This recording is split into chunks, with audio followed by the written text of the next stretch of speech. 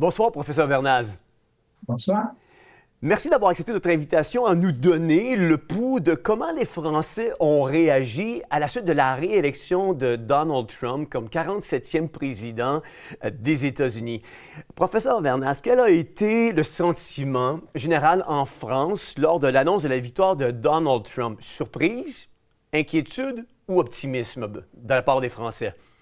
Alors, je dirais que ça a été très contrasté, avec une grande majorité des Français qui ont été choqués, affolés. Ce fou revient, c'est la catastrophe, parce que les médias préparent le terrain depuis qu'il avait été président, n'arrêtent pas de le présenter sous c'est un fou, un dangereux, un ceci, un cela. Et Ouais. puis, une petite fraction de la population qui sont les chrétiens, qui, eux, se sont réjouis. Se sont réjouis parce qu'ils priaient pour ça, parce qu'ils voyaient tout ce qu'il y avait derrière Kamala Harris, qui allait enfoncer les choses qui se passent en Europe de manière très accélérée, tout le wokisme, la guerre en Ukraine qui allait s'intensifier, l'huile sur le feu qui était mise. Et là, tout d'un coup, pour la minorité chrétienne engagée, pas les chrétiens de nom, de culture, ceux qui sont des chrétiens de foi, ça a été un ouf et presque un miracle. On ne s'attendait pas parce qu'il y avait eu tellement de magouilles, de choses qu'on se disait est-ce que ça va réussir? Hmm. Et là, le fait que cette victoire éclatante était vue par les chrétiens comme moi comme quelque chose de vraiment super et une bouffée d'espérance. Ouais.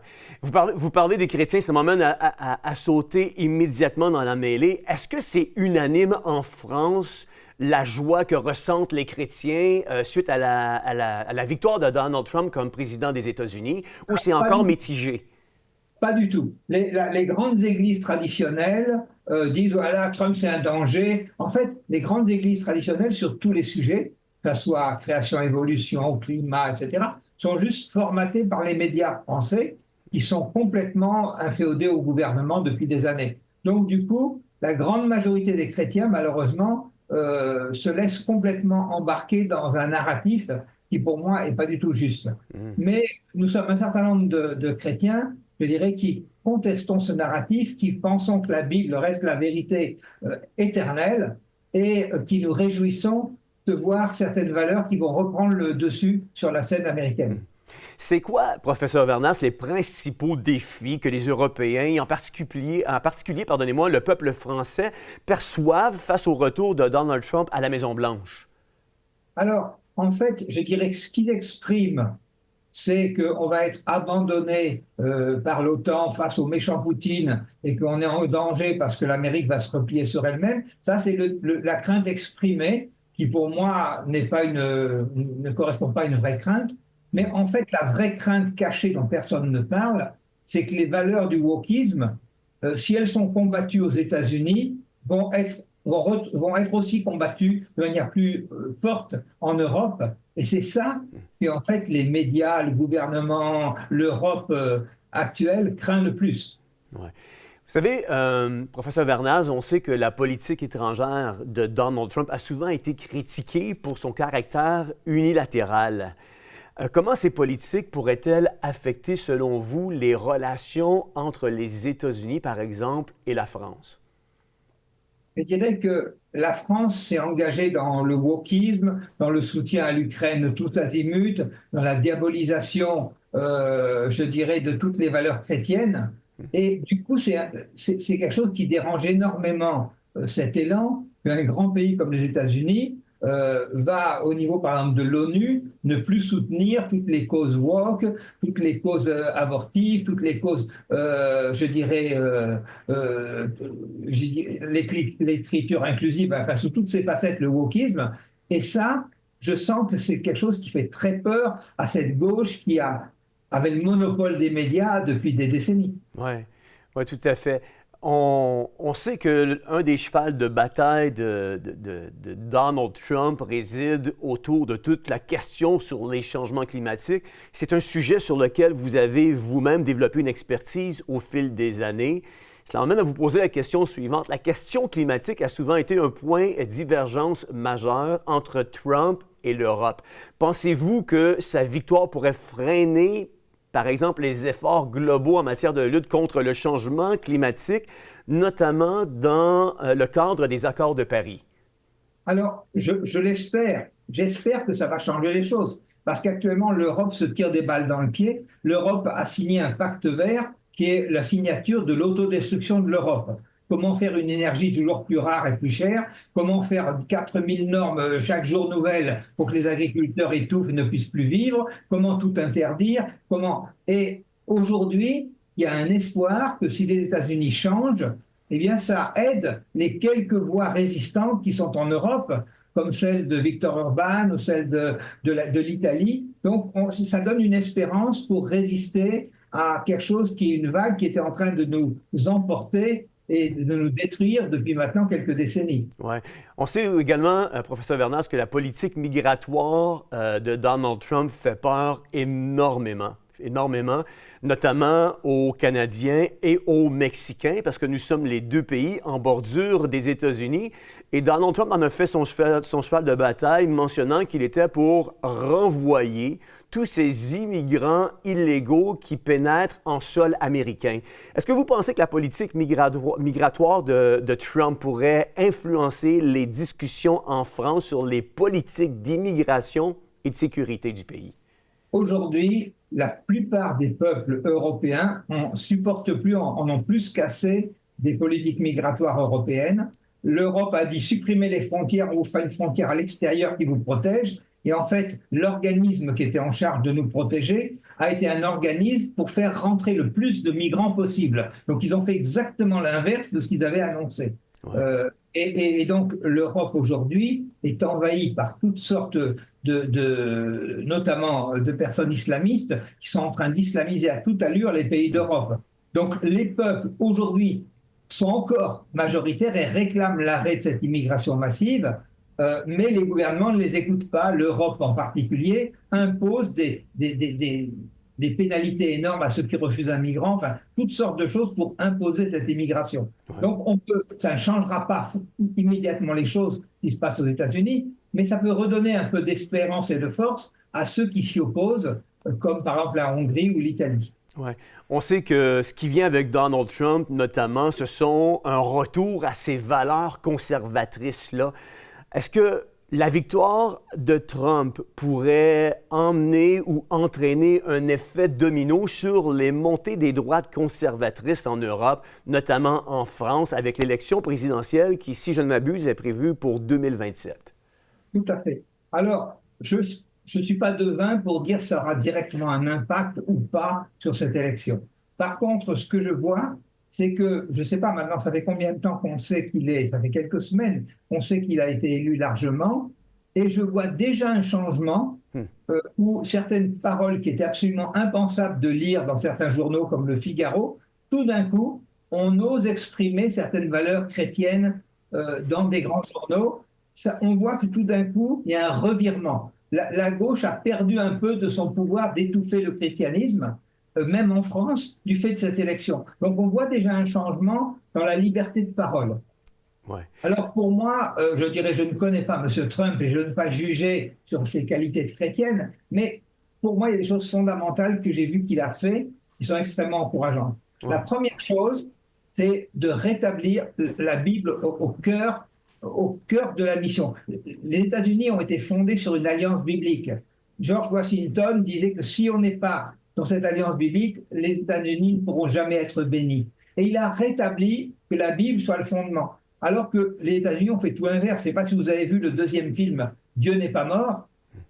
Une professeure qui avait osé répondre à une élève sur une petite portion de l'Évangile et pour en justice. Donc pour un pays qui est censé jurer sur la Bible, mettre la Bible comme fondation, on n'avait même plus le droit d'en lire une ligne.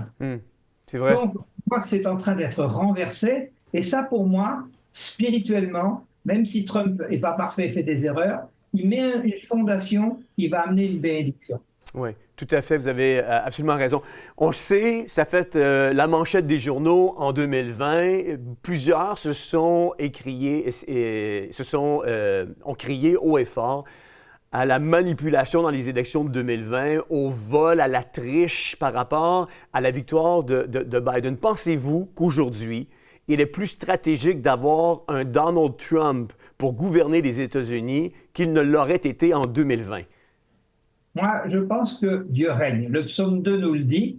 Et Oui. même quand on voit des choses qui nous paraissent pas très bonnes, des dictateurs à droite, à gauche, etc., je sais que Dieu est dans le ciel qui rit de ce que les hommes complotent contre lui et que c'est lui qui finalement a le dernier mot. Donc je pense que l'échec de Donald Trump de renouveler son mandat va le renforcer. C'est-à-dire que ça a permis à tout le wokisme de Biden de s'exprimer, d'obtenir un rejet encore plus grand qu'il n'était il y a 4 ans auparavant, et donc finalement de le sortir plus fort et plus déterminé à lutter contre ce wokisme. Ouais.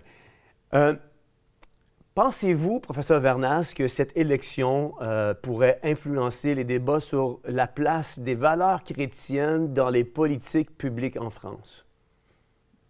À long terme, ça va légèrement l'influencer. C'est-à-dire qu'on n'est pas aux États-Unis, la France est assez anti-américaine et essaye toujours de se dégager de ce qui se passe là-bas, de se moquer de ce qui se passe. Mais n'empêche que les États-Unis est un grand pays qui a beaucoup de poids. Et quand il prend une position au niveau de l'ONU, au niveau de différents médias, eh bien, ça va donner du courage à ceux qui veulent défendre des valeurs chrétiennes en France. Ouais. Est-ce qu'en France, on est présentement à travers la presse française, est-ce qu'on est encore en train de démoniser ce personnage-là qu'est Donald Trump?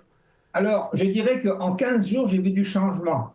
Avant les élections, jusqu'au résultat, c'était démonisation à fond, ridiculisé, etc. Au résultat, il y a une sorte de choc. Il y a eu des paroles très négatives, c'est la catastrophe, etc., pendant les 2-3 jours. Et puis tout d'un coup, j'ai vu le ton changer. J'ai vu les journaux qui ont commencé à dire des choses positives et qui ont commencé à changer leur attitude. Donc effectivement, cette élection impacte la France d'une manière positive. Je me souviens, professeur Vernas, il y a peut-être l'année dernière, j'ai voulu inviter une organisation française à venir témoigner en faveur de la vie, une organisation française pro-vie, chrétienne pro-vie, à venir sur les ondes de Théovox, venir nous parler pour défendre la mission dont elle s'était dotée de défendre la vie. Et elle avait dit non, parce qu'elle ne voulait pas s'exposer à tout le tumulte que pourrait engendrer une telle entrevue sur les ondes de Théovox.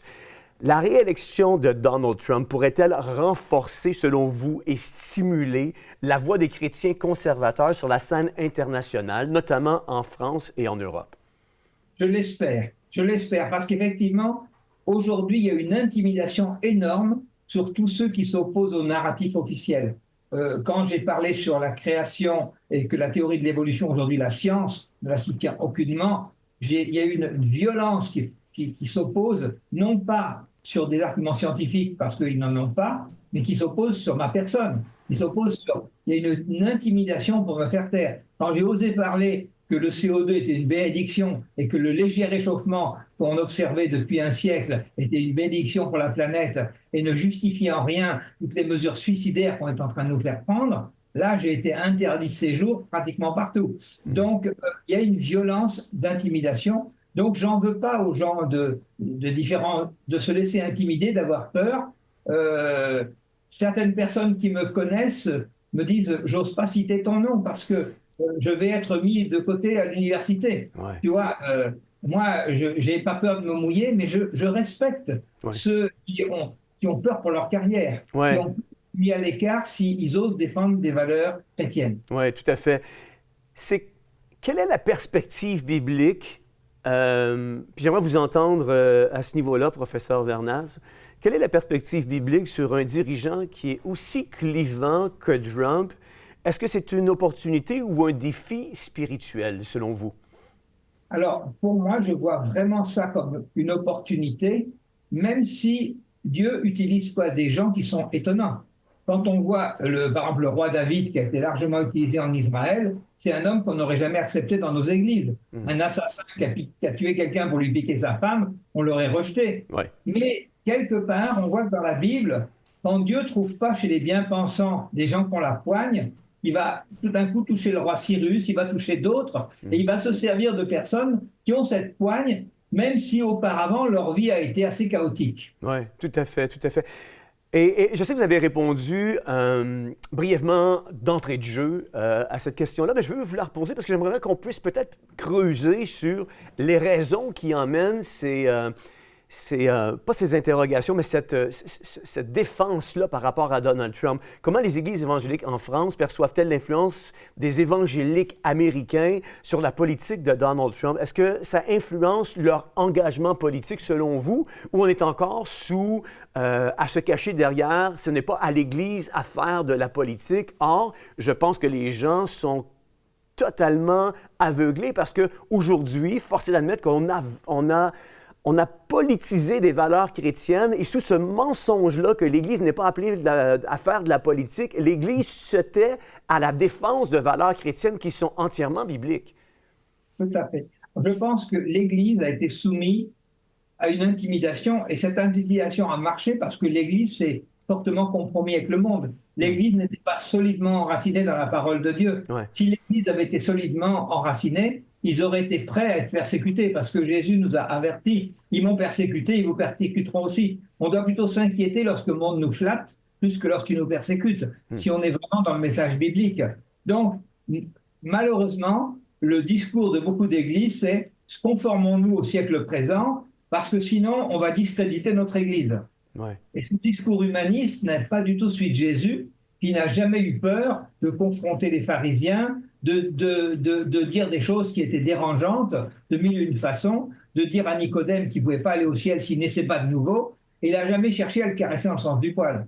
Ouais. Selon vous, est-ce que l'Église devrait sortir pour des enjeux politiques, notamment l'avortement, le transgenrisme, l'homosexualité, l'euthanasie? Est-ce que ce sont des enjeux sur lesquels l'Église devrait avoir une voix et sortir et s'exprimer sur ces enjeux politiques-là? Alors, l'Église devrait s'exprimer, mais avec sagesse. Parce que, quelque part, le danger, c'est une sorte d'intégrisme religieux qui ne correspond pas à l'Évangile. L'intégrisme religieux voudrait rejeter les homosexuels, rejeter les transgenres, rejeter ceci ou cela, ou rejeter les divorcés à une époque, maintenant qui est un peu révolue, et c'est certainement pas les valeurs de l'Évangile.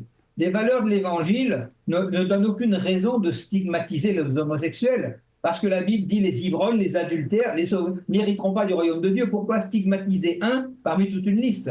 Donc, en fait, moi, je veux annoncer l'Évangile, tout l'Évangile, et je veux aimer mon prochain. Si je suis concerné par toutes ces choses-là, si je le dénonce, c'est parce que j'aime les gens. Parce que si j'en avais rien à faire, je dirais, fais bien ce que tu veux, change de sexe, fais ce que tu veux, mais c'est parce que j'aime ces gens-là que je veux leur apporter la vérité. Et donc, c'est l'Église qui ne doit pas avoir un côté puritain, ouh là là, cacher ces horreurs que je ne veux pas voir, mais l'Église qui doit avoir la force d'annoncer la vérité par amour pour les gens qui sont abusés. Oui. Professeur Vernas, Trump a souvent parlé de protéger les droits des croyants contre ce qu'il appelle lui-même les forces hostiles. Cette rhétorique trouve-t-elle un écho parmi les chrétiens français qui se sentent marginalisés dans une société de plus en plus laïque et wokisme? Alors, je dirais que cet aspect-là n'est pas vu par la majorité des Français, mais par des chrétiens engagés comme moi et pas mal de mes amis, nous y sommes sensibles. Et nous espérons que le fait que des voix chrétiennes puissent continuer à s'élever aux États-Unis va avoir un impact global sur beaucoup de monde, et pas au-delà des États-Unis. Donc pour nous, c'est une espérance de plus. Oui. Selon vous, quel rôle les chrétiens devraient-ils jouer dans le soutien ou la critique d'un leader politique comme Trump à la lumière des enseignements bibliques sur la justice et l'humilité, la prière notamment? C'est sûr que la Bible nous dit de prier pour nos dirigeants. Donc, c'est un défi. Je pense que le pouvoir peut corrompre. Donc, Trump n'est pas à l'abri de certains excès, on l'a vu, des excès de langage, des excès. Donc, même si au départ, on se réjouit qu'il prend des bonnes décisions, qui mettent des bons fondements pour repartir sous la bénédiction de Dieu, j'ai parlé du fondement de remettre la Bible au centre du pays comme fondation de États-Unis, mais un autre fondement qui remet fort, c'est le soutien à Israël. La Bible a dit « Je bénirai ceux qui te béniront, je maudirai ceux qui te maudiront ». Et aujourd'hui, je vois mon pays qui maudit Israël, qui veut le boycotter. et qui s'attire la malédiction. Alors là, en disant je serai un soutien fort à Israël, eh bien clairement, il appelle la bénédiction sur son pays. Donc pour moi, c'est quelque chose de fort, mais c'est pas pour autant que j'idéalise Trump comme un saint. C'est un homme, et au sommet du pouvoir, avec l'argent, la puissance, on peut faire des erreurs, on peut se laisser emballer, et il a besoin que les chrétiens prient pour lui. Ouais. Il a besoin d'humilité, parce que quand on est à ce poste-là, l'orgueil peut vous saisir et peut nous faire perdre la trace de Dieu dans le chemin, parce qu'on est très proche d'un pouvoir presque mondial, ça peut un petit peu nous aveugler. Et donc je prie pour que, fort de l'expérience de son précédent mandat où il a cru pouvoir évacuer les choses par la force de son bras et où il n'a pas réussi, il reprenne celui-là avec plus d'humilité, plus de confiance en Dieu et qu'il resserre sa foi avec plus de modestie. Ouais. On en a parlé un petit peu plus tôt, professeur Vernas, comme quoi souvent les chrétiens ou même les dirigeants dans nos églises vont se cacher derrière ce slogan-là que l'Église n'est pas appelée à faire de la politique. Avec l'élection et la réélection d'un Donald Trump au pouvoir aux États-Unis, est-ce que ça peut emmener cette inspiration-là chez les chrétiens justement de se lever pour défendre certaines valeurs chrétiennes aujourd'hui? Je crois que c'est une catastrophe que pendant plusieurs siècles, en tout cas en Europe, on nous a dit, chrétiens, restez dans votre église, faites vos petites études bibliques, vos petits cours bibliques, et que les chrétiens ont été complètement dépassés sur tous les aspects, se sont fait facilement tromper, berner sur les aspects philosophiques, éducatifs, en sciences, dans tous les domaines, alors que pour moi, le chrétien doit s'intéresser à tous ces aspects-là. Le chrétien, la Bible donne des éléments d'économie suivant les valeurs du royaume, la Bible donne des éléments de droiture pour l'analyse de l'histoire, la Bible donne des fondamentaux sur tous les sujets sociétaux, et on est resté enfermé dans notre église. Et comme disait quelqu'un, pour que le mal prospère, il suffit que le bien se taise. Ouais. Et on s'est laissé intimider. Ouais. Donc j'espère que ça encourage les chrétiens à reprendre des sujets. Des fois, je me sens un peu seul de m'adresser à des sujets qui sont sociétaux avec cette vision chrétienne. Oui, tout à fait, tout à fait. On se sent on se joint à vous dans notre élan. Il y a des moments où on se sent un peu seul et isolé. Un peu comme Jean-Baptiste qui crie dans le désert pour sensibiliser les gens justement à quel devrait être le rôle du chrétien aujourd'hui dans une société qui est en pleine déchéance, qui appelle le mal bien et le bien mal. Et on en avait parlé ensemble. Jésus dira, vous êtes la lumière du monde. Le mot lumière veut dire phos. Phos veut dire en français cette vérité morale et spirituelle. Morale veut dire la science du bien et du mal. Ce que Jésus est en train de dire, c'est vous êtes la vérité morale et spirituelle parce que je suis la lumière du monde qui vit dans votre cœur par défaut. Vous êtes cette lumière du monde, cette vérité morale et spirituelle, cette science du bien et du mal. Et si nous nous taisons sur des enjeux sociétaux comme ceux auxquels nous faisons face aujourd'hui, qui va briller? Qui va être le baromètre de ce que devrait être le bien et le mal? Qui va être le baromètre de la définition du bien et du mal? A dit, si le sel perd sa saveur, il ne sert plus à rien. Et les chrétiens, on est le sel de la terre. Et les chrétiens, ils ont pensé qu'un petit peu de saveur dans leur église suffisait. Mais il ne nous a pas dit ça, il nous a dit d'être le sel de la terre. Ouais. La terre, c'est-à-dire l'ensemble du monde. Et je pense que je prie maintenant qu'une église forte se lève avec de l'audace, pas une église universelle, nombreuse et conforme au monde, mais une église de croyants confessants qui marchent avec le Saint-Esprit et qui n'a pas peur de marcher à contre-courant. Absolument. Puis la Bible dira, comme vous avez dit, vous êtes le sel de la terre. Et Luc dira, il ira une étape plus loin, dira, si le sel perd sa saveur, il n'est plus bon ni pour le fumier, ni pour la terre, ni pour le sol. En d'autres termes, ce que Luc est en train de dire, le fumier a plus de valeur que le sel qui a perdu sa valeur. Une église morte conforme au monde n'a plus aucune valeur. Il vaut mieux du fumier qui fait au moins grandir vos tomates. Oui, tout à fait.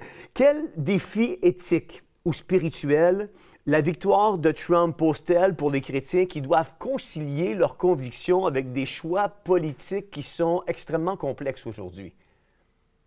Je dirais que les difficultés, c'est qu'il y a tellement de sujets sur lesquels on a été embarqué anti-Dieu dans l'Europe que si on les aborde tout d'un seul coup, il y a un rejet. Donc, c'est de savoir doser, savoir à quel moment pouvoir s'exprimer sur tel ou tel sujet et encourager l'audace d'autres. Moi, je suis dans une association qui s'appelle Bible et Sciences, Comité francophone Bible et Sciences, et nous sommes un groupe de scientifiques chrétiens engagés qui n'avons pas peur de marcher à contre-courant et de mouiller notre chemise pour donner les valeurs de l'Évangile, montrer que la bonne science conforte la Bible et ne la démolit pas, contrairement à ce qu'on veut nous dire, et encourager les gens à résister à tout ce qui essaye de balayer. Je dirais le wokisme, c'est une force de destruction de toutes les valeurs que Dieu a créées, de destruction de la famille, de destruction de l'identité, de destruction c'est une destruction de tout ce qui est précieux aux yeux de Dieu. La victoire de Trump, est-ce qu'elle pourrait influencer les relations entre... On en a parlé un petit peu, mais je veux vous entendre un peu plus en profondeur là-dessus. Est-ce qu'elle pourrait influencer les relations entre les États-Unis et Israël et comment cela est-il perçu dans une perspective chrétienne en France, sachant l'importance prophétique de cette alliance pour certains? Ben, on retrouve toujours ce même clivage, même au sein de l'Église, entre une Église, je dirais, qui s'est conformée au monde, qui écoute le discours bien pensant et qui, pour vivre tranquillement, d'ailleurs c'est une Église qui est en régression parce que même si elle essaye de plaire au monde, elle perd ses membres. Cette Église-là est nécessairement gauchiste et anti-Israël parce que les pauvres Palestiniens, elle soutient qu'ils font un pogrom, etc.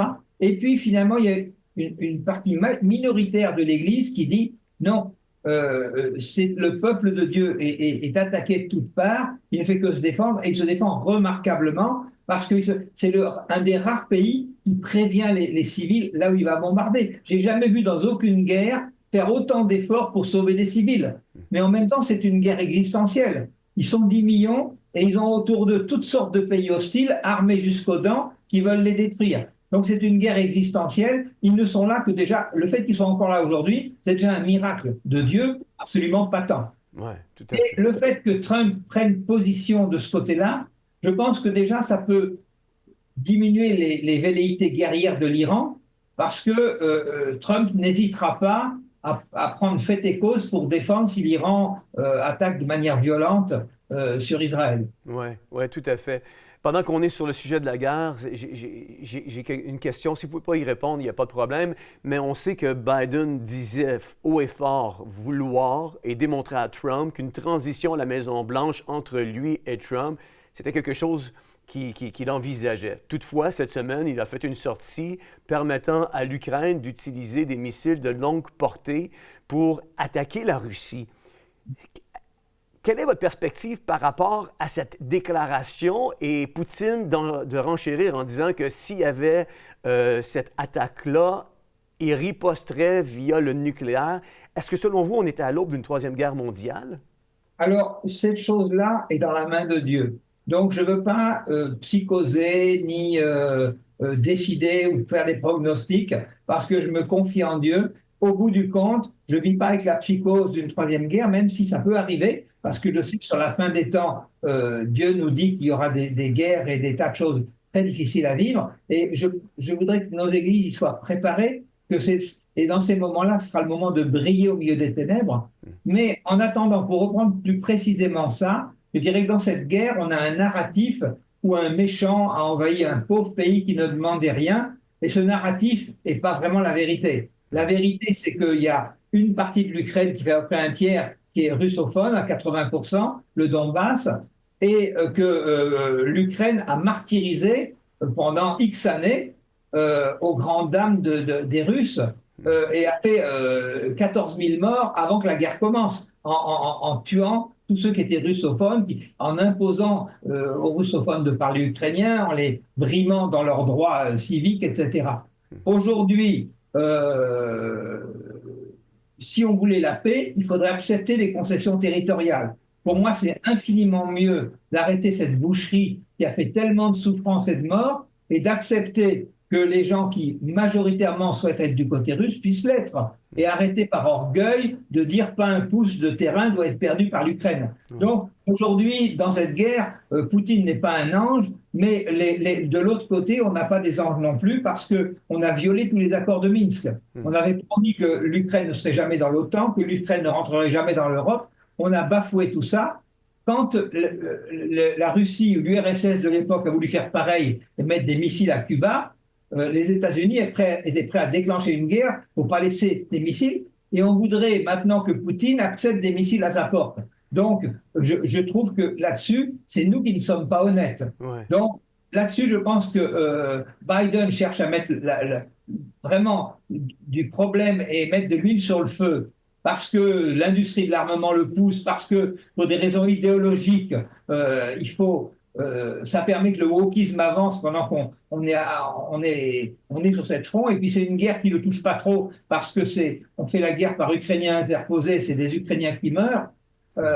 Mais je pense que Trump a une vision beaucoup plus juste de dire on est prêt à négocier un partage territorial pour amener la paix. Ça fera quelques douleurs parce que jamais les 20% ukrainiens dans la partie russophone ne sont sans doute pas heureux, mais ça arrêtera une boucherie qui n'a que trop duré. Donc je trouve que de ce côté-là, il a beaucoup plus de sagesse, même si les médias français l'ont présenté comme un fou. Oui, tout à fait. On sait comment les chrétiens évangéliques ou les chrétiens en général aux États-Unis se mobilisent dans le cadre d'une élection. Bref, ils sont beaucoup plus mobilisés que ce qu'on voit à l'échelle, je dirais même internationale. Là. Il n'y a pas autant de chrétiens qui se mobilisent dans des élections que les chrétiens américains aux États-Unis. Dans quelle mesure, selon vous, les églises françaises peuvent-elles s'inspirer de l'engagement politique des évangéliques américains tout en tenant compte des différences culturelles et spirituelles? Le chemin sera très long pour ça, parce qu'on a tellement stigmatisé les chrétiens en Europe qu'aujourd'hui, s'afficher chrétien dans un parti politique, c'est difficile. Finalement, les seuls qui ont résisté un peu, c'est des catholiques. Où aujourd'hui, il y a certains partis politiques qui affichent leur foi catholique, et c'est eux qui résistent au wokisme aujourd'hui. Et je pense que les chrétiens évangéliques qui sont minoritaires, mais qui sont une minorité qui monte, qui est en train, devraient avoir plus d'audace pour s'engager dans ces choix politiques qui vont déterminer l'avenir de notre pays. Absolument. Pensez-vous que la victoire de Trump est un appel pour les chrétiens en France à s'unir puis à défendre activement leurs valeurs dans une société de plus en plus pluraliste? Alors, je pense que c'est un encouragement dans ce sens. Maintenant, voilà, l'écart entre les États-Unis et la France est tellement grand que je dirais que, pour caricaturer, peut-être qu'on est passé de 40 à 60% aux États-Unis, donc c'est un sursaut magnifique.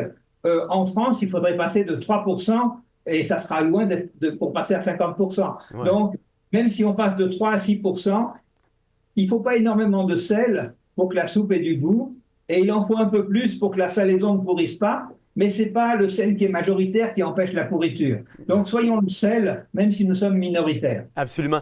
Ma dernière question pour vous ce soir, professeur Vernas. Certains considèrent Donald Trump comme un instrument de Dieu pour défendre les valeurs chrétiennes. Cette idée est-elle débattue dans le milieu chrétien français? Alors oui, il y a des disputes un peu là-dessus et c'est assez clivant.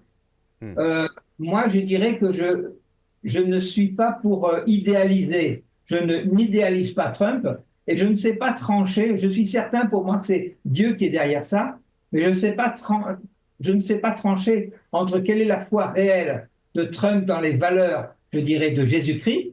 En tout cas, les valeurs de la Bible, il les défend. Pareil pour Elon Musk, qui défend les valeurs de la Bible, même si je ne sais pas où il en est de sa conversion personnelle. Et donc, c'est déjà pour moi un premier pas. Après, est-ce que c'est un Cyrus que Dieu utilise, malgré qu'il ne soit pas né de nouveau, à des fins politiques? C'est aussi possible. Et là, je ne trancherai pas sur cette question.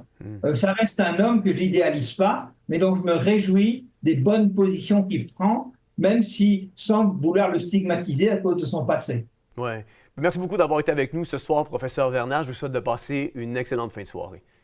Merci beaucoup. Et bien, que Dieu vous bénisse, vous et tous vos téléspectateurs. Merci beaucoup. Merci beaucoup, professeur Vernas, de nous avoir accordé cette riche entrevue, riche en contenu. Vous savez, ce soir, nous vous avons exposé une des organisations chrétiennes qui, devant les tribunaux, devra défendre au mois de février prochain pour être contrevenue à la loi sur la laïcité de l'État, ses activités de porte-à-porte en lien avec la prévention du suicide et la propagation du message de Jésus. Nous avons démontré les avancées de l'intelligence artificielle et les dangers de celle-ci à s'aligner au narratif dominant par des âmes malveillantes, censurant la vérité prétendant qu'elle soit le mensonge et poussant le mensonge au nom d'une soi-disant vérité.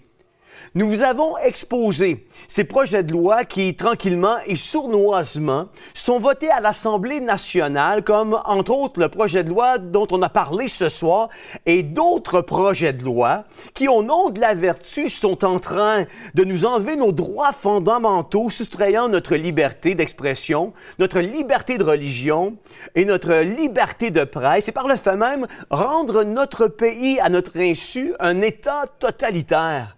Nous avons démontré et parlé de séduction, de faux prophètes, de guerre et de bruit de guerre, et du fait que le mensonge soit omniprésent autour de nous et que sans discernement, il est difficile de reconnaître la vérité, spécialement lorsque le mensonge est aujourd'hui dominant et défendu par la majorité. Alors, dans un monde où le mensonge est omniprésent, l'Église, c'est-à-dire nous, sommes censés être le sel de la terre et la lumière du monde, et plutôt que d'être ce à quoi Dieu nous a appelés, nous nous sommes soit retirés de la société en nous isolant entre nous à l'intérieur de nos bâtiments, ou soit laissés séduire par une pensée dominante et avons adopté un discours mondain, apprécié et applaudi par le monde, et ce que celui-ci désire entendre. Soit un discours qui n'expose plus le péché, mais qui plutôt l'excuse. Un discours qui n'appelle plus à changer nos comportements, mais qui appelle plutôt à l'inclusion et à l'acceptation, qui est une pensée très libérale, contraire à la Bible et poussée par le libéralisme aujourd'hui. Dans les pays occidentaux, nous vivons l'envers et le contraire de ce que vivent les chrétiens dans le reste du monde où des millions de croyants sont persécutés pour leur foi. Aujourd'hui, en Occident, nous vivons et prêchons un christianisme dilué. Nous vivons et prêchons un christianisme contrefait, un christianisme falsifié, un christianisme populaire, un christianisme inclusif, un christianisme sans engagement, un christianisme qui se dit ami de tous. Aujourd'hui, nous prêchons et vivons l'amour de Dieu selon les standards de ce monde et selon la perception et la définition de ce monde. Nos églises sont devenues des entreprises et des salles de spectacle sous l'influence du monde, influencées par la musique de ce monde, influencées par la philosophie de ce monde, influencées par les discours de ce monde, influencées par les religions de ce monde, influencées par les tendances de ce monde, influencées par le matérialisme de ce monde et où des conférenciers sous l'étiquette de pasteurs parlent de pensée positive, de succès et de réussite, de matérialisme, de psychologie, de finances et prospérité, de l'accomplissement de ta destinée, de l'atteinte de vos objectifs, de la réalisation de tes rêves et de tes ambitions, de vivre ta meilleure vie maintenant, de tout ce que Dieu peut te donner et faire sans faire allusion de ce qu'est le prix réel rattaché à suivre le Seigneur Jésus-Christ et de marcher pour lui. Du miraculeux qui est devenu au centre des ambitions et la sainteté le fruit de l'omission. Mais ce genre d'enseignement, ce n'est pas la vérité. Il est en fait l'équivalent du mensonge que le monde, les politiciens, les médias, les artistes, les religions nous servent à tous les jours. Il est le contraire de cette vérité que nous voulons censurer à tout prix, pour lequel nous adoptons des lois pour y parvenir. Il est davantage pernicieux parce qu'au nom d'une fausse vérité, plusieurs sont sur la voie de la perdition, pensant être sur le chemin de la vérité, et la conséquence de cela sera la séparation éternelle loin de Dieu. Matthieu 24 et verset 4-14 dira « Prenez garde que personne ne vous séduise, car plusieurs viendront sous mon nom, disant « C'est moi qui suis le Christ », et ils séduiront beaucoup de gens. Vous entendrez parler de guerre et de bruit de guerre. Gardez-vous d'être troublés, car il faut que ces choses arrivent, mais ce ne sera pas encore la fin. Une nation s'élèvera contre une nation et un royaume contre un royaume. Et il y aura en divers lieux des famines et des tremblements de terre. Tout cela ne sera que le commencement des douleurs.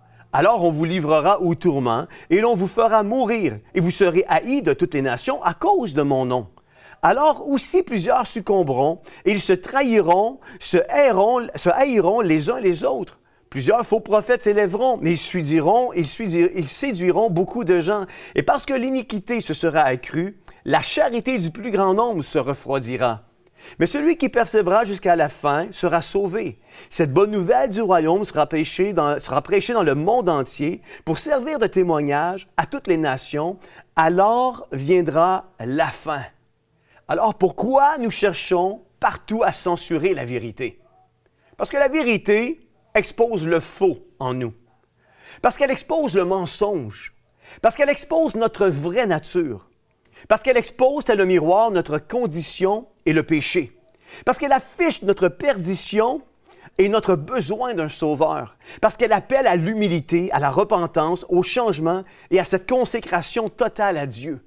Parce qu'elle trace cette ligne entre la lumière et l'obscurité, entre ce qui libère et ce qui asservit. Et en raison du prix à payer, pour la défendre et la propager, beaucoup cherchent à la diluer pour de ce monde se faire accepter. Si vous êtes chrétien, c'est-à-dire des personnes qui sont comme Christ, et que les gens vous acclament partout où vous passez, posez-vous des questions sur le genre de christianisme que vous vivez, le genre de lumière que vous diffusez et le genre de message que vous propagez.